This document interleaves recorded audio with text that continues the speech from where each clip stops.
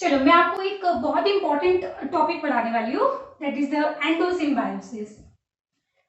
जब आप लोगों ने इवोल्यूशन वाला चैप्टर पढ़ा होगा, क्या पढ़ा होगा? इवोल्यूशन वाला चैप्टर पढ़ा होगा, तो उसमें आप लोगों ने पढ़ा होगा कि प्रोकैरियोटिक सेल से क्या बना था, यूकैरियोटिक सेल का इवोल्यूशन हुआ था। क्या बोला मैंने? प्रोकैरियोटिक सेल से बना था यूकैरियोटिक सेल। अब सुनना ध्यान से, मैं एक मजेदार टॉपिक पढ़ाने वाली हूँ। तो अब मान लीजिए कि ये है प्रोकैरियोटिक सेल और ये वाली है यूकैरियोटिक सेल। अच्छा, मैं एक स्टेटमेंट यहां बोलने जा रही हूं कि ये एटीपी जो सिंथेसिस होता है ना, क्या बोला मैंने? कि एटीपी का जो सिंथेसिस है ना, ये सिर्फ ओनली प्रोकैरियोटिक सेल कर सकती है। ये ओनली प्रोकैरियोटिक प्रॉपर्टी है। इट इज ट्रू और रॉन्ग?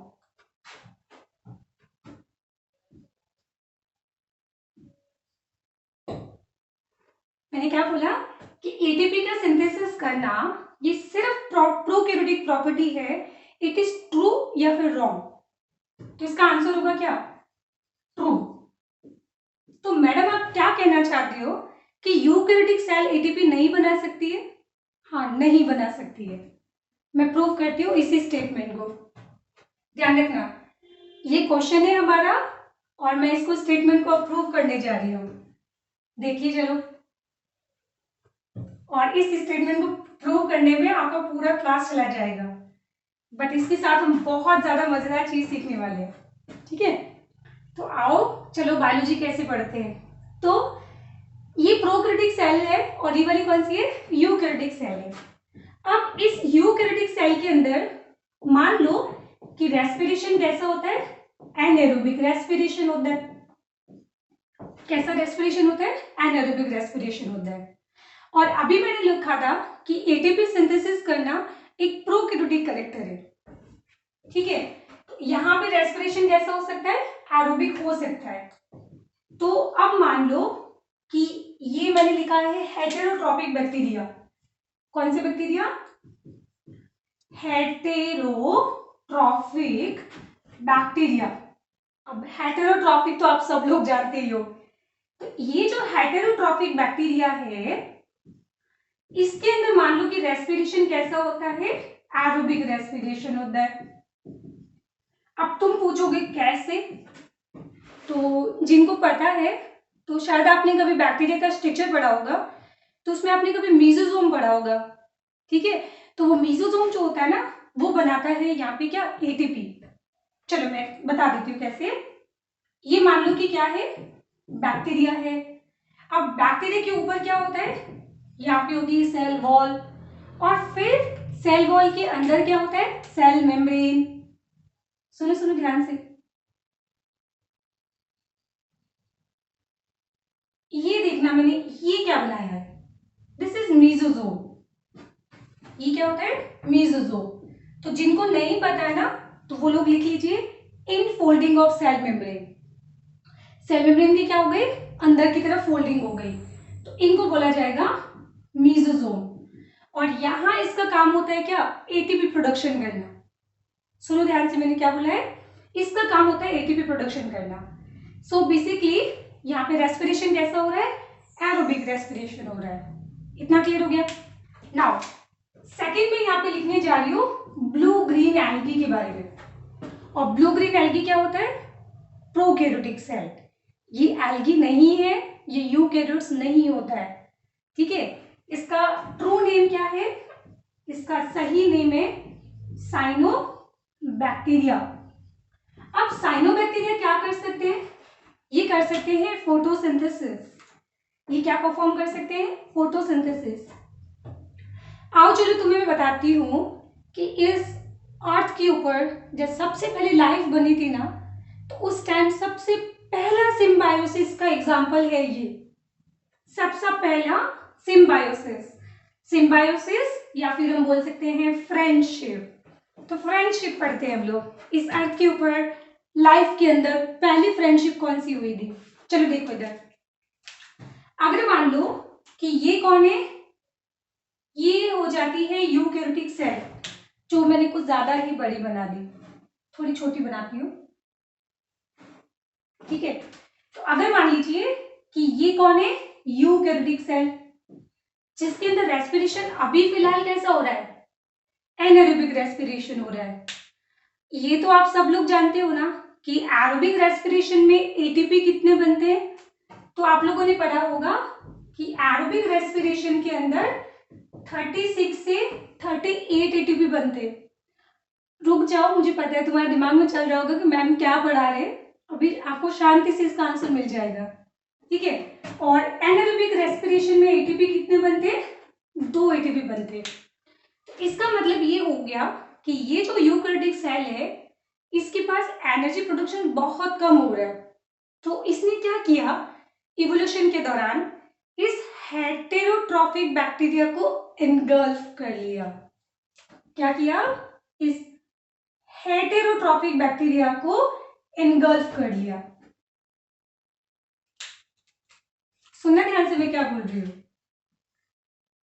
इस हेटेरोट्रॉफिक बैक्टीरिया को इसने क्या किया, एनगल्फ कर लिया, ठीक है मैम। ये आपको दिख रहा है, अभी शायद मैंने बैक्टीरिया के अंदर मीजोजोम बनाए थे, है ना। और मीजोजोम के अंदर क्या होता है, एटीपी का सिंथेसिस होता है। चलो अब अगर मान लो कि यूकैरियोटिक सेल चाहती है कि मैं अपना फूड भी खुद ही बनाऊं, तो उसने क्या किया, इवोल्यूशन के दौरान, जब मैं बात कर रही हूँ शुरू की, बिल्कुल जब इवोल्यूशन चल रहा था, जब प्रोकैरियोटिक सेल और यूकैरियोटिक सेल जस्ट इवॉल्व हुई थी, उस टाइम की कहानी। तो इसने क्या किया, यहाँ पे साइनोबैक्टीरिया को भी एनगल्फ कर लिया, ठीक है मैम। तो यहाँ पे इस तरीके से इसने साइनोबैक्टीरिया को भी एनगल्फ कर लिया। ये रहा साइनोबैक्टीरिया, ठीक है, जिसको आप लोग क्या बोलते हो, ब्लू ग्रीन एल्गी, जो क्या परफॉर्म करता है, फोटोसिंथेसिस परफॉर्म करता है, फोटोसिंथेसिस परफॉर्म करता है, ठीक है। सो बेसिकली अब मुझे बताओ कि ये जो यूकैरियोटिक सेल है ना, अब ये क्या कर रही है, एरोबिक रेस्पिरेशन कर रही है और ये अपना खाना भी खुद बना रही है।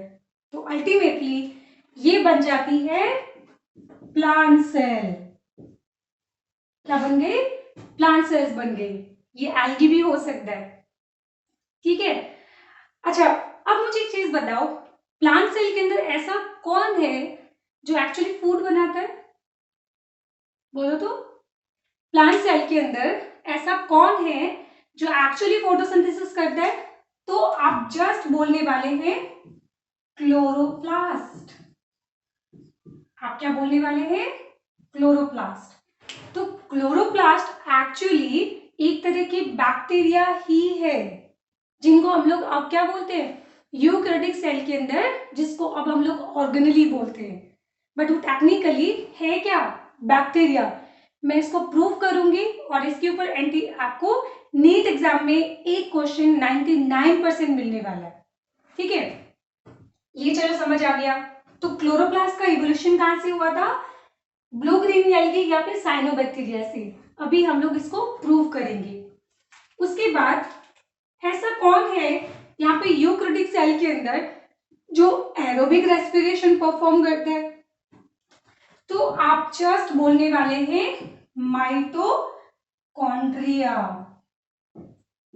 और इस तरीके से यूकैरियोटिक सेल जो है कैसा हो गया, ये एरोबिक रेस्पिरेशन परफॉर्म करना शुरू कर दिया। अब अगर मान लो इवोल्यूशन के टाइम इसने अगर ओनली हेटेरोट्रॉफिक बैक्टीरिया को एनगल्फ किया, ये एनगल्फ नहीं किया, इसके पास सिर्फ ये है, तो ये क्या बन जाएगा, ये या तो बन जाएगा फंजाई या फिर बन जाएगा एनिमल सेल। क्या बन गया, सिर्फ अगर इसके पास माइटोकॉन्ड्रिया होगा, क्लोरोप्लास्ट नहीं होगा, तो ये खुद से खाना बना नहीं सकता है ना, तो ये कैसा होगा, हेटेरोट्रॉपिक होगा। और हेटेरोट्रॉपिक यूकैरियोटिक सेल कौन सी होती है, तो आप लोग बोलते हो एनिमल सेल एंड फंजाई। इतना क्लियर हो गया। तो आप देखो यहाँ पे मैंने यूकैरियोटिक सेल को क्या बनाया है, मैंने यूकैरियोटिक सेल को यूनिसेल्युलर बनाया है। और यूनिसेल्युलर यूकैरियोट्स कौन सा होता है, आप बोलते हो प्रोटिस्टा। कौन सा होता है, प्रोटिस्टा। इसको छोड़ो, ये काम का नहीं है। तो इस तरीके से क्या मैं ऐसा बोल सकती हूँ कि माइटोकॉन्ड्रिया और क्लोरोप्लास्ट का इवोल्यूशन हुआ था। माइटोकॉन्ड्रिया और क्लोरोप्लास्ट की इवोल्यूशन की कहानी को बोला जाता है एंडोसिम्बायोसिस।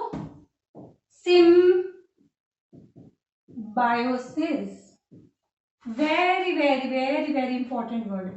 Endo means inside, inside the eukaryotic cell, and symbiosis मतलब अब हमारी माइटोकॉन्ड्रिया की क्लोरोप्लास्ट की मीन्स हेटेरोट्रॉफिक बैक्टीरिया की ब्लू ग्रीन एल्गी की हो गई है फ्रेंडशिप, दोस्ती। तो इस तरीके से ये बन जाएगा क्या, एंडोसिम्बायोसिस। इतना क्लियर हो गया। अब मैम आप चलो ये कहानी सुना तो रहे हो, बट हमको जरा प्रूव करके बताओ कि ये वाकई में माइटोकॉन्ड्रिया और क्लोरोप्लास्ट दोनों एक्चुअली प्रोकैरियोटिक सेल है।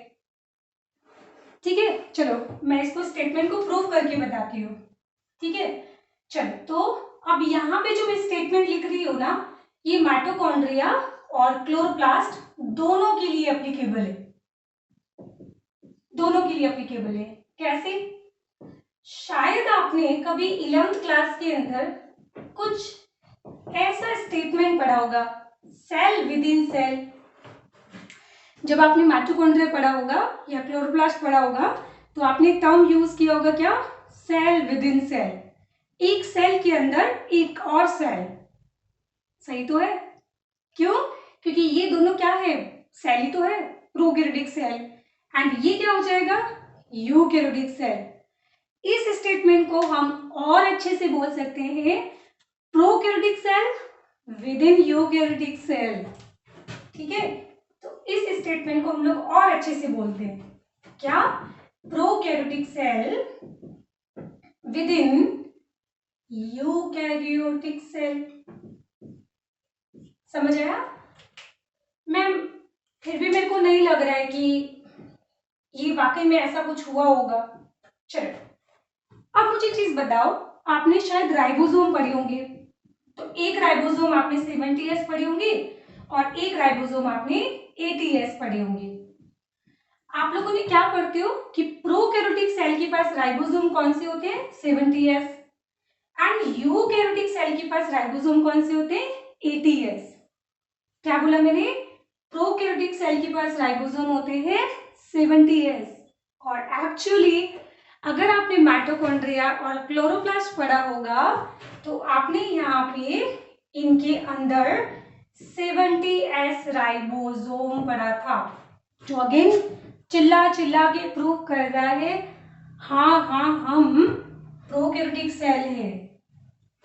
ठीक है, और मैडम और बताओ कि मान जाए कि हम लोग ये दोनों एक्चुअली बैक्टीरिया है, चलो और देखते हैं। तो अगर आप लोगों ने कभी prokaryotic DNA and eukaryotic DNA के बारे में पढ़ा होगा, सुनो, अगर आपने 11th 12th में कुछ भी नहीं पढ़ा है ना, तब भी टेंशन मत लो, मैं यहाँ सारा ग्राफ के अंदर लिखूंगी। ठीक है, तो प्रोकैरियोटिक डीएनए पढ़ा होगा और आपने यूकैरियोटिक डीएनए पढ़ा होगा। तो हमारा जो डीएनए होता है वो कैसा होता है, ऐसा होता है। अब इस ऐसे का क्या मतलब है, इस ऐसे का मतलब है कि ये डबल स्ट्रैंडेड होता है और ये लीनियर होता है और इसके पास प्रेजेंट होती है हिस्टोन प्रोटीन। तो हिस्टोन प्रोटीन प्रेजेंट होना एक यूकैरियोटिक कैरेक्टर है। वहीं पे अगर आपने कभी बैक्टीरिया का डीएनए पढ़ा होगा तो बैक्टीरिया का डीएनए भी होता है डबल स्ट्रैंडेड, बट वो होता है सर्क्यूलर। कैसे? इसका और इसका, ये दोनों एंड्स को पकड़ो और इसको ऐसे मिला दो तो क्या हो जाएगा, ये बन गया सर्क्यूलर। तो प्रोकैरियोटिक डीएनए कुछ ऐसा होता है। कैसा होता है? ऐसा होता है, डबल स्ट्रैंडेड और सर्क्यूलर। तो ये मैंने लिख दिया डबल स्ट्रैंडेड एंड सर्क्यूलर, और साथ में हम लिखते हैं कि ये नेकेड होता है। अब यहाँ पे डीएनए के नेकेड होने का मतलब कि इसके पास हिस्टोन प्रोटीन नहीं होती है। अगर डीएनए के पास हिस्टोन प्रोटीन अब्सेंट होता है तो उसको बोला जाएगा नेकेड डीएनए। इतना क्लियर हो गया? तो जिनको नहीं पता आप इसको रफ के अंदर नोट डाउन कर लीजिए, ठीक है। तो अगर आपने अगेन माइटोकॉन्ड्रिया और क्लोरोप्लास्ट का अगर डीएनए पढ़ा होगा तो वो आपने कैसा लिखा था? ऐसा लिखा था। और ऐसा होना किसकी प्रॉपर्टी है? इसकी प्रॉपर्टी है। तो यहाँ पे इसका डीएनए कैसा होगा? जल्दी बोलो। डबल स्टैंडर्ड होगा और सर्कुलर डीएनए होगा और नेकेड डीएनए होगा, ठीक है मैडम। और बताओ कि जिससे हम मान जाए कि नहीं ये वाकई में प्रोकैरियोटिक सेल ही है। चलो और बताती हूँ। आप लोगों ने कभी बैक्टीरिया का स्ट्रक्चर पढ़ा होगा, मैं आपको पढ़ाऊंगी, टेंशन मत लो कि वहां से क्वेश्चन आते रहेंगे। तो अगर मान लो कि ये बैक्टीरिया है और ये बैक्टीरिया की एक सेल वॉल है, ठीक है। तो अभी फिलहाल के लिए समझ लीजिए कि इस बैक्टीरिया की सेल वॉल के अंदर कुछ बड़े बड़े प्रोटीन होते हैं और ये बड़े बड़े प्रोटीन बड़े बड़े होल्स बनाने का काम करते हैं, बड़े पोर्स बनाने का काम करते हैं। तो इनको बोला जाएगा पोरीन प्रोटीन। क्या बोला जाएगा इनको? पोरीन प्रोटीन। तो पोरीन प्रोटीन क्या होते हैं? ये बड़ी बड़ी प्रोटीन्स होती है जो एक्चुअली बैक्टीरिया के अंदर इसकी वॉल के अंदर बड़े बड़े होल्स बनाने का काम करती है। समझ आ गया? तो ये पोरीन प्रोटीन प्रेजेंट होना किसकी प्रॉपर्टी है? बैक्टीरिया की प्रॉपर्टी है या फिर बैक्टीरियल के सेल वॉल की प्रॉपर्टी होती है, मतलब बैक्टीरिया की प्रॉपर्टी है ना। ये भी नोट डाउन कर लो जिनको नहीं पता है। और पोरीन प्रोटीन तो बेटा मैं आपको 3-4 जगह पढ़ाऊंगी। ट्रांसपोर्ट इन प्लांट में भी आएगा, बायोमोलिक्यूल में भी आएगा और 10 सेल वाले चैप्टर में तो पढ़ा ही रही हूँ। इसके अलावा मॉलिक्यूलर बेसिस ऑफ इनहेरिटेंस में भी आएगा, ठीक है। देखते हैं कैसे। तो हम लोग बोलेंगे कि माइटोकॉन्ड्रिया और क्लोरोप्लास्ट का जब हम लोग स्ट्रक्चर बनाते हैं तो उसमें आप 2 मेम्ब्रेन बनाते हो। एक बनाते हो आउटर मेम्ब्रेन और एक बनाते हो आप इनर मेम्ब्रेन। तो आप लोगों ने क्या बोला था कभी कि जो आउटर मेम्ब्रेन होती है उसमें क्या प्रेजेंट होता है? पोरीन प्रोटीन। देखना ये ब्लू कलर से मैं क्या बना रही हूँ? पोरीन प्रोटीन। नाम क्या है? पोरीन। तो क्या बनाएगा? पोर्स। तो इस तरीके से यहाँ पे प्रेजेंट होता है पोरीन प्रोटीन। एंड पोरीन प्रोटीन क्या बनाता है? लार्ज होल्स बनाता है। अब जब लार्ज होल्स बना देगा तो यहाँ से कोई भी मॉलिक्यूल आ जा सकता है, कोई भी आया कोई भी गया। तो इसके साथ ही जो आउटर मेम्ब्रेन होगी, अब वो बताओ कैसी रहेगी? सेलेक्टिव नेचर होगा उसका या सेमी सेलेक्टिव होगा या वो कंप्लीटली परमेबल हो जाएगी? चाहे कोई भी आओ कोई जाओ उसको कोई मतलब नहीं है। तो हम लोग क्या बोलेंगे कि आउटर मेम्ब्रेन जो होती है वो कंप्लीटली परमेबल होती है, कंप्लीटली परमेबल। और ये कंप्लीटली परमेबल क्यों होती है? बिकॉज इसके पास प्रेजेंट होता है पोरीन प्रोटीन। एंड पोरीन प्रोटीन जो है ये एक्चुअली लार्ज होल्स या फिर लार्ज पोर्स बनाता है, ठीक है। तो इस तरीके से पोरीन प्रोटीन तो वैसे तो बैक्टीरिया की सेल वॉल में होती है, बट यहाँ पे outer membrane of mitochondria and chloroplast both have porin protein. तो ये भी अगेन किसका प्रॉपर्टी हो गया? प्रोकैरियोटिक प्रॉपर्टी हो गया, जो आपको चिल्ला चिल्ला के बोल रहा है कि हाँ हाँ हम बैक्टीरिया है। तो ये पॉइंट हम लोग एक और लिख देंगे, क्या? Porin protein, presence of porin protein in outer membrane of mitochondria and chloroplast, ठीक है। अगर आपने ट्रांसपोर्ट इन प्लांट वाला चैप्टर पढ़ा होगा तो वहां पे हम जिक्र करते हैं किसका? पोरीन प्रोटीन का। तो वहां पे पोरीन प्रोटीन के हम एग्जाम्पल लिखते हैं। तो कौन कौन हो गया एग्जाम्पल? बोलो। तो एक तो हो जाएगा बैक्टीरिया की सेल वॉल और दूसरा हो जाएगा आउटर मेम्ब्रेन ऑफ क्लोरोप्लास्ट तीसरा हो जाएगा आउटर मेम्ब्रेन ऑफ माइटोकॉन्ड्रिया। ये क्लोरोप्लास्ट भी हो सकता है और माइटोकॉन्ड्रिया भी हो सकता है। इतना क्लियर हो गया? ठीक है मैम, और बताओ। चलो और देखते हैं। देखो सुनो, ये मैं जो भी पॉइंट लिख रही हूँ ना, ये सारे इंपॉर्टेंट है, एग्जाम में क्वेश्चन आते रहते हैं। अच्छा, आप माइटोकॉन्ड्रिया और क्लोरोप्लास्ट के लिए कभी एक स्टेटमेंट यूज कर दो, सेमी ऑटोनोमस। क्या टर्म यूज किया मैंने? Semi autonomous. अब ऑटोनोमस का मतलब क्या होता है? ऑटोनोमस ऑर्गेनली बोलते हो ना। ऑटोनोमस का मतलब होता है जो सेल्फ डिपेंडेंट होता है। ठीक है, तो ये भी कैसे होते हैं? सेल्फ डिपेंडेंट होते हैं। मैं न्यूट्रिशन के पॉइंट ऑफ व्यू से नहीं बोल रही हूँ। यहाँ पे सेल्फ डिपेंडेंट का मतलब होता है कि एक सेल को चलाने के लिए चाहिए होते हैं एंजाइम। अभी थोड़ी देर पहले पढ़ा है। तो एक सेल को चलाने के लिए रिक्वायरमेंट होती है किसकी? एंजाइम्स की रिक्वायरमेंट होती है। और ये दोनों ऑर्गेनली अपने एंजाइम खुद ही बना लेती है। तो अपनी सारी मेटाबॉलिक रिएक्शंस को ये खुद ही कंट्रोल करेगी। सो दैट्स व्हाई हम लोग क्या बोलेंगे इसको? ऑटोनोमस। ऐसा क्यों? ये अपनी एंजाइम खुद क्यों बना सकती है? क्योंकि जस्ट अभी हमने बोला है कि इसके पास होता है अपना खुद का डीएनए। तो डीएनए को ट्रांसक्रिप्शन करके क्या बनाएगा? आरएनए बनाएगा। फिर आरएनए को ट्रांसलेट करेगा। अब आरएनए को ट्रांसलेट करने के लिए क्या चाहिए होता है? राइबोसोम। और देखो तो जरा, इसके पास 70S राइबोसोम भी पड़ा है। तो ये राइबोसोम क्या होगा? इसके ऊपर बनेगा प्रोटीन। अब ये प्रोटीन क्या होता है? एंजाइम। और इस एंजाइम से वो क्या करेगा? अपनी सेल की मेटाबॉलिक रिएक्शंस को रेगुलेट करेगा। दैट्स व्हाई हम यहाँ पे टर्म यूज करते हैं ऑटोनोमस। बट इवोल्यूशन के अंदर थोड़ा कुछ चेंजेस हो गया। आगे एक टर्म आ गया, क्या? Semi autonomous. अब सेमी का मतलब है कि half of the enzyme of mitochondria and chloroplast are synthesized by itself and remaining half of the enzyme are prepared by nucleus of eukaryotic cell। क्या बोल रही हो मैम?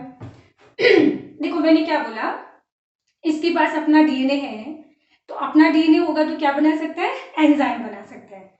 बट माइटोकॉन्ड्रिया और क्लोरोप्लास्ट को जितने सारे एंजाइम चाहिए होता है ना, तो वो सारे एंजाइम अपने खुद प्रिपेयर नहीं कर सकता है। उसमें से मोस्ट ऑफ एंजाइम तो वो खुद प्रिपेयर करेगा, बाकी थोड़ी बहुत एंजाइम जो है वो कहाँ से आएगा? यूकैरियोटिक सेल से इंपोर्ट किया जाएगा। मतलब उसकी जीन कहाँ पे होती है? इस यूकैरियोटिक सेल का जो डीएनए होता है ना, वो ट्रांसक्रिप्शन करेगा, ट्रांसलेशन करेगा और बनाएगा वो प्रोटीन। फिर वो प्रोटीन एक्सपोर्ट कर दी जाती है माइटोकॉन्ड्रिया और क्लोरोप्लास्ट को। सो दैट्स व्हाई हम लोग यहाँ पे टर्म यूज करेंगे सेमी ऑटोनोमस। समझ आ रहा है? Because half of the enzyme is synthesised by mitochondria और chloroplast itself and the remaining half of the enzyme, है ना, and the remaining source of half of the enzyme is nuclear DNA of eukaryotic cell। ठीक है, ध्यान रखना ये सारी चीजें। और बताओ मैडम कैसे हो? ठीक है, और तो सब ठीक है बेटा, तुम लोग बस नीट एग्जाम निकाल लो। तो नेक्स्ट हम बात करते हैं पॉइंट नंबर 6। तो पॉइंट नंबर 6 में आप देखो, जो यूकैरियोटिक सेल, सॉरी हम बैक्टीरिया, माइटोकॉन्ड्रिया, क्लोरोप्लास्ट की बात कर रहे हैं। तो शायद आप लोगों ने कभी बैक्टीरिया को किल करने के लिए हम लोग क्या खाते हैं? एंटीबायोटिक खाते हैं, पता है ना? बैक्टीरिया को किल करने के लिए हम लोग क्या खाते हैं? एंटीबायोटिक खाते हैं। ठीक है, अब एंटीबायोटिक जो होती है ना, अगर उससे मैं माइटोकॉन्ड्रिया और क्लोरोप्लास्ट को भी अगर ट्रीट करूं तो क्या होगा? अगर मैं बैक्टीरिया को किल करने वाली एंटीबायोटिक से अगर ट्रीट कर दूं माइटोकॉन्ड्रिया और क्लोरोप्लास्ट, तो उनकी भी डेथ हो जाएगी। जो एक्सपेरिमेंटल प्रूव कर रहा है कि हाँ हम प्रोकैरियोटिक सेल है।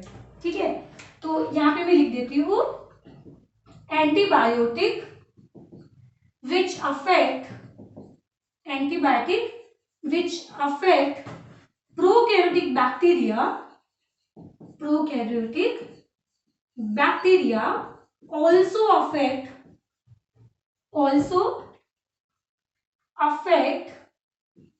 Mitochondria and chloroplast. तो वो माइटोकॉन्ड्रिया एंड क्लोरोप्लास्ट को भी अफेक्ट करेगा। तो इस तरीके से ये एक्सपेरिमेंटल प्रूफ हो रहा है और ये स्टेटमेंट जो है एम्स के अंदर आ चुका है। कौन समझ आया? नाउ नेक्स्ट उसके बाद हम लोग पढ़ते हैं। अच्छा, अभी मैंने शायद एम्स बोल दिया था ना गलती से, तो कुछ बच्चे हो गए होंगे परेशान। बेटा मुझे ऐसा लगता है कि एम्स एग्जाम सबसे ज्यादा इजी एग्जाम है, क्योंकि वो प्योरली आपको 11th और 12th का बेसिक पूछा जाता है। और इस बेसिक का इस लाइन को पूछने का मतलब क्या है? इस लाइन को पूछने का मतलब है कि आपको एक्चुअली एंडोसिम्बाइसिस क्या होता है ये आपको पता है।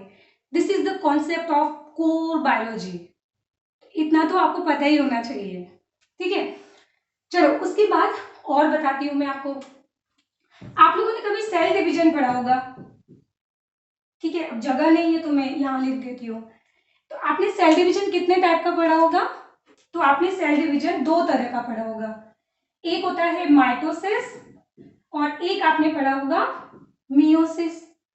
और कुछ बच्चे बोल रहे होंगे अभी कि हमने तो माइटोसिस भी पढ़ा है ना।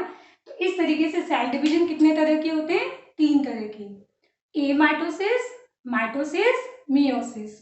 पढ़ाऊंगी मैं आपको सेल डिवीजन, क्योंकि उससे भी क्वेश्चन आता रहता है एग्जाम के अंदर। Mitosis, mitosis, meiosis. अब जरा ध्यान रखना कि ये माइटोसिस और मियोसिस ये दोनों प्रॉपर्टी होती है किसकी? यूकैरियोटिक सेल की। और माइटोसिस जो होता है ना, ये प्रॉपर्टी होता है किसका? प्रोकैरियोटिक सेल का, मींस बैक्टीरिया का। तो बैक्टीरिया के अंदर जब कभी आपने बाइनरी फिजन पढ़ा होगा, क्या पढ़ा होगा? बैक्टीरिया के अंदर जब आपने बाइनरी फिजन पढ़ा होगा तो उस टाइम जो सेल डिवीजन होता है वो कौन सा होगा? माइटोसिस या मियोसिस? दोनों ही नहीं होंगे, क्योंकि प्रोकैरियोटिक सेल के अंदर डिवीजन होता है कौन सा? माइटोसिस। तो अगर मान लो कि एक यूकैरियोटिक सेल है, और इधर मैं डायग्राम बना देती हूँ। तो ये मान लो कि एक यूकैरियोटिक सेल है और इस यूकैरियोटिक सेल के पास 100 माइटोकॉन्ड्रिया है, ठीक। अब ये यूकैरियोटिक सेल डिवाइड कर रही है और इस तरीके से 2 यूकैरियोटिक सेल बन गई। तो बताओ इसके पास माइटोकॉन्ड्रिया कितने? 100। और इसके पास भी माइटोकॉन्ड्रिया कितने? 100। तो बताओ जरा ये नए 100 माइटोकॉन्ड्रिया कहां से आ गए? बोलो, ये नए माइटोकॉन्ड्रिया कहां से पैदा हो गए? Cell division. अभी तो हम लोग चिल्ला रहे हैं बेटा कि माइटोकॉन्ड्रिया और क्लोरोप्लास्ट दोनों क्या होती है? सेल होती है, प्रोकैरियोटिक सेल। और क्या सेल डिवाइड नहीं कर सकती है? ऑब्वियसली कर सकती है। तो माइटोकॉन्ड्रिया और क्लोरोप्लास्ट भी डिवाइड करते हैं माइटोटिक सेल डिवीजन के थ्रू, जो अगेन प्रूव कर रहे हैं कि ये दोनों क्या है? प्रोकैरियोटिक सेल है। तो पॉइंट नंबर 7, इधर जगह नहीं है तो मैं इसलिए यहां पे लिख रही हूं। तो क्या हम लोग ऐसा बोल सकते हैं कि न्यू माइटोकॉन्ड्रिया और new chloroplast arises from pre-existing mitochondria और क्लोरोप्लास्ट। मतलब नए माइटोकॉन्ड्रिया और नए क्लोरोप्लास्ट कहां से आएंगे? जो पहले से प्रेजेंट माइटोकॉन्ड्रिया और क्लोरोप्लास्ट होंगे। और वो भी कैसे? बाय सेल डिवीजन, ठीक है, बाय सेल डिवीजन। और यहां पे कौन सा सेल डिवीजन होगा? जरा चिल्लाओ तो, ताकि घर में सबको सुनाई दे।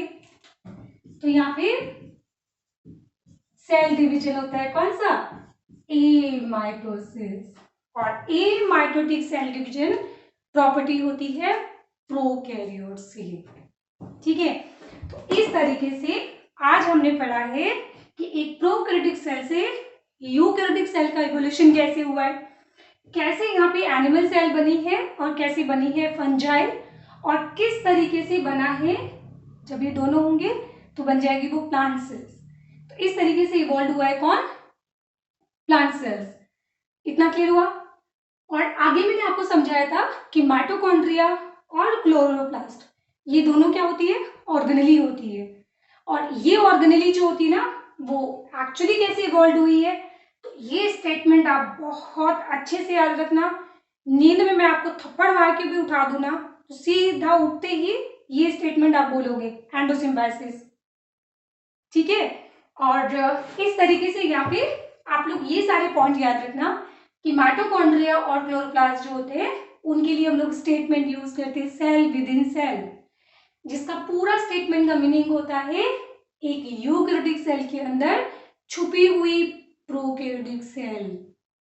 दूसरा, कैसे प्रूव करोगे कि माइटोकॉन्ड्रिया और क्लोरोप्लास्ट दोनों प्रोकैरियोटिक सेल है, तो इसके पास होते हैं 70S राइबोसोम। कैसे प्रूव करोगे, क्योंकि इसके पास होते हैं double standard circular without store DNA like bacteria. कैसे प्रूव करोगे, बिकॉज इसके आउटर मेम्ब्रेन के अंदर होता है पोरीन प्रोटीन, और ये प्रेजेंट होना एक बैक्टीरियल सेल वॉल का प्रॉपर्टी है, जो अगेन प्रूव कर रहा है डैश डैश डैश। कैसे प्रूव करोगे, क्योंकि ये दोनों ऑर्गेनेली ऑटोनोमस होती है, ये अपने enzyme half of the enzyme. क्योंकि होता क्या है ना, देखो मम्मी आपको खाना बना के देते हैं ना, तो अगर मान लो आप 30 ईयर के हो गए और आप लोग खाना नहीं बनाते हो, ठीक है, और मम्मी आपको खाना बना के देती रहती है हमेशा, तो आपके खाना बनाने की क्या होगी, आदत छूट जाएगी ना। तो बिल्कुल ही ऐसा कुछ ऐसा ही हुआ है, जब ये दोनों जनाब यूकैरियोटिक सेल के अंदर रहते हैं ना, तो जो चीजें यूकैरियोटिक सेल उनको सप्लाई कर रही थी ना, तो जो एंजाइम यूकैरियोटिक सेल इनको सप्लाई कर रही थी, तो वो एंजाइम इन दोनों ने बनाने ही छोड़ दिए। अब आज के टाइम में तुम ऐसा सोचोगे ना कि मैम सोचो क्या हो अगर मैं यूकैरियोटिक सेल में से इन दोनों को बाहर निकाल दूं। आप तो बोल रहे हो दोनों सेल है, तो क्या ये दोनों जिंदा रह पाएंगे, तो बिल्कुल भी नहीं। क्यों, क्योंकि जस्ट मैंने इसके आगे स्टेटमेंट यूज किया है सेमी। समझ आ गया, पूरा लिख लेना। ठीक है ना, उसके बाद हम और अगेन प्रूव करेंगे कैसे कि एंटीबायोटिक जिससे बैक्टीरिया अफेक्टेड होते हैं वो सेम एंटीबायोटिक यहाँ पे माइटोकॉन्ड्रिया और क्लोरोप्लास्ट को भी अफेक्ट कर सकती है। और जिस तरह से बैक्टीरिया बाइनरी फिजन करता है ए माइटोसिस से, बिल्कुल यहाँ पे माइटोकॉन्ड्रिया और क्लोरोप्लास्ट भी बाइनरी फिजन करेगा ए माइटोसिस से। ठीक है, तो आज का क्लास मैं सीरियसली बता रही हूँ आपको 99% एक क्वेश्चन एग्जाम के अंदर देखे जाएगा, क्योंकि इस बार आपका एम्स भी मर्ज हो गया ना, तो मान के चलो कि ये क्वेश्चन तो आपको 99.9% आपको मिलेगा। तो आज एक सिंगल क्लास के अंदर हमने 4 नंबर का काम कर लिया है। ठीक है, तो आज ये था सारा ट्रेलर। तो आज का क्लास हम लोग इतना ही रखते हैं।